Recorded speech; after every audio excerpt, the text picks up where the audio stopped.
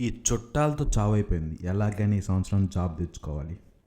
Hello Venkatesh, ఈరోజు ఎలాగైనా నేను నిన్ను కలుస్తాను.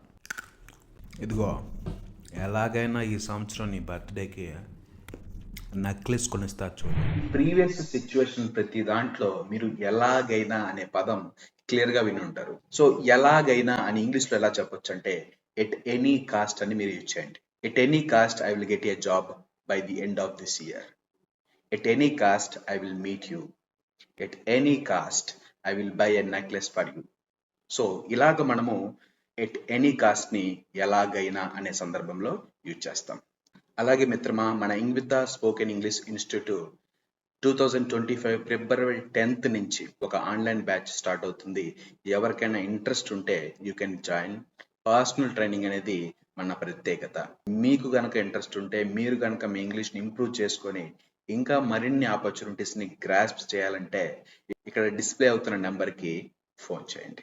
Thank you all for watching.